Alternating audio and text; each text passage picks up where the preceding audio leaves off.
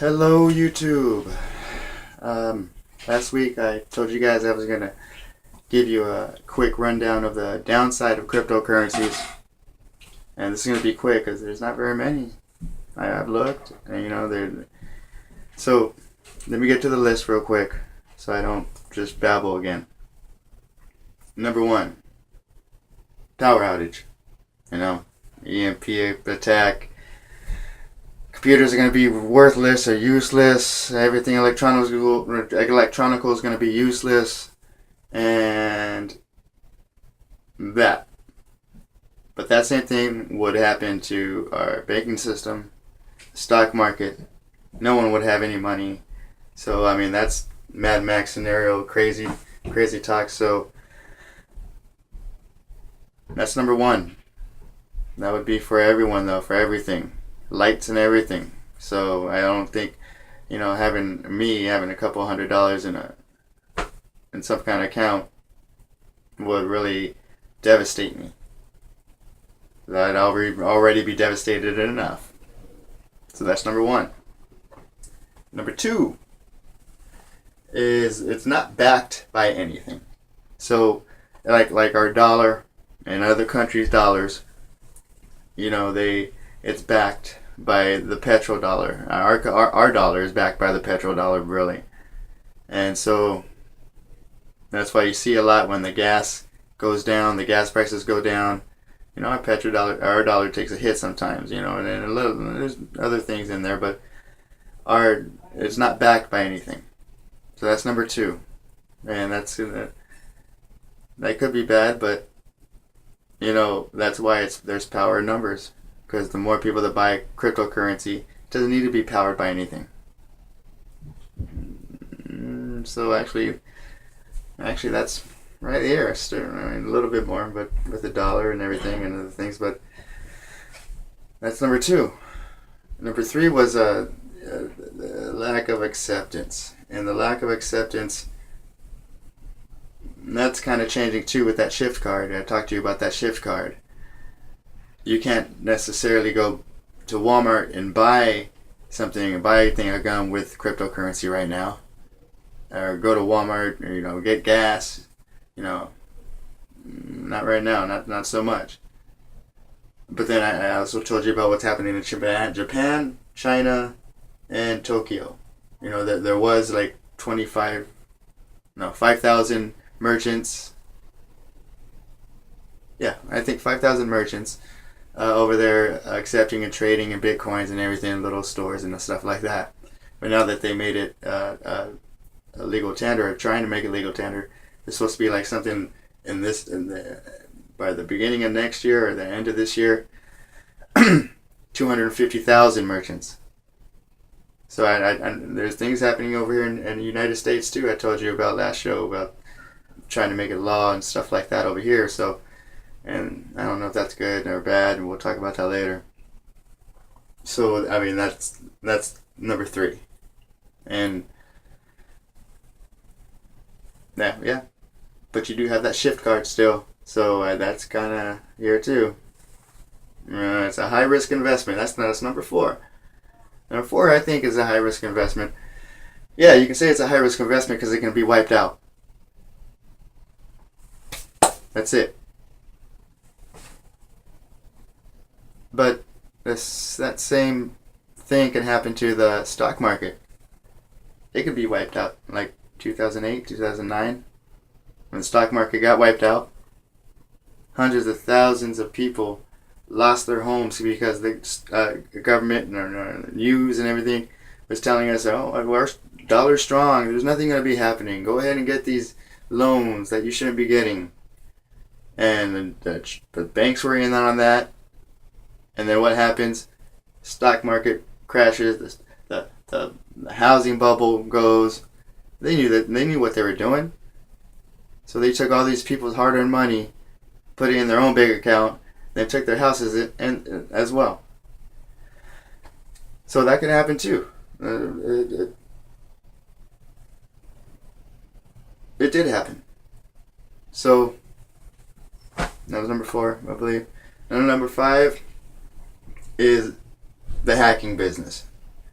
It can be hacked. You know, it just happened a couple of days ago. A blockchain was hacked, and a blockchain is different than a wallet. So, if you had your money in your wallet and just investing and sitting on it, that kind of stuff hasn't happened, and I don't think will happen. They can't happen. They're pretty solid. They're pretty solid. These wallets. Blockchain is something different, and like I said, I'm new at this, so I'm trying to learn about the differences between that stuff. But a blockchain called Kraken was hacked, and they said so a lot of people were scared. They got scared. They were like, "Oh man, I need to go to my other wallet and trade everything I have in Kraken." But when that happened, a lot of people sold their stuff off of Kraken. Now, I believe when they did that, they got scared off this hack, and they didn't know what was going on. But then Kraken came back and said, your coins are still safe. Your currencies are still safe in here. But once they came back, these people sold all their stuff. So they lost their money because they got scared because of a hack. But it goes to show how strong these blockchains and these cryptocurrencies and everything were. They still had their stuff. So, but these people just got too scared and sold all their stuff, and that was that. So they are pretty strong. They've been hacked before, but just like everything, everyone can get hacked. The banks can get hacked. You can get hacked. You got to pay to play. You got to pay to play. And so that's the 5 things I think are the worst things, which can happen everywhere and anywhere, and have happened already to us. So now I'm gonna try to make this short, but I'm gonna tell you this one reason why the big banks and all the other big guys say this is cryptocurrency is a scary thing to do to a government. This is the reason. Bank of England warns cryptocurrency could make big banks obsolete.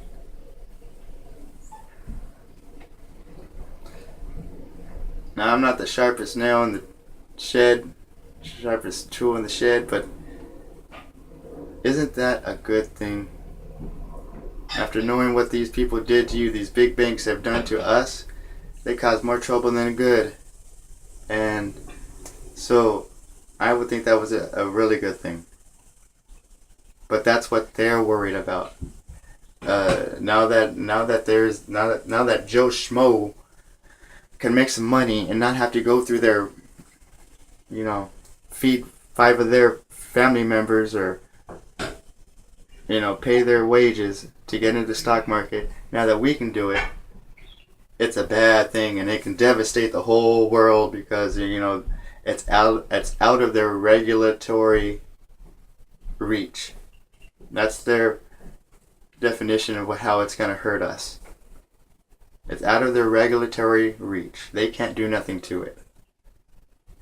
So, and it's going to cause some trouble with the big boys, the banking industry, and all that stuff. Yes, it is. They've already started. They've thrown the first blow, saying that this cryptocurrency is going to help terrorists. Now that I can get my little piece of the pie, I'm Al-Qadi.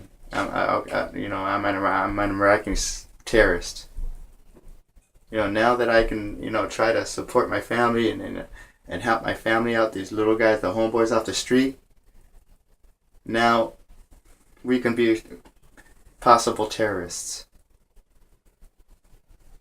That's not cool. All because it's outside of their greedy little hands and outside of their regulatory touch their rules and restrictions. They can't take that piece of pie away from you. So these rich people are buying this cryptocurrency, and the banks are scared. So they're gonna fight. There's gonna be something going on with this cryptocurrency stuff. But see, that's why there's power in numbers. You know, we're gonna realize, people around the world are gonna realize we don't need these banks. We can take care of our own money off of our internet, off of our computer. So that is true, and I don't think that's a bad thing. I mean, now you just gotta feed one mouth. So those are the so far bad things. And let me tell you a couple of other things real quick. Bill Gates just came on a news thing and said no one's ever going to be able to stop cryptocurrencies. This dude, Bill freaking Gates. He also said that they also said getting into cryptocurrencies right now is like getting into the computer industry when it was Macintosh. You know, the trail games you used to play on school, those big old computers when they were back in the day, just the beginning. That was Macintosh and Apple. You know, that's a pretty big statement. Now all these rich people are getting this cryptocurrency, why can't you? And they only started coming up with this, you know, terrorist stuff and all this once we got into it. Once it started being a bigger business than what it was. So those are the downsides, if you want to call them downsides.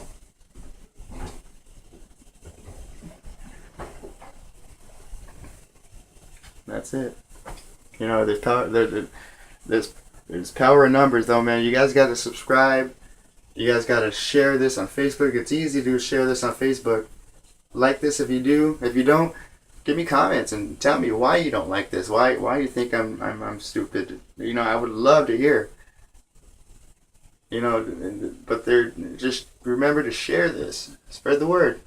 You have aunts and uncles and cousins.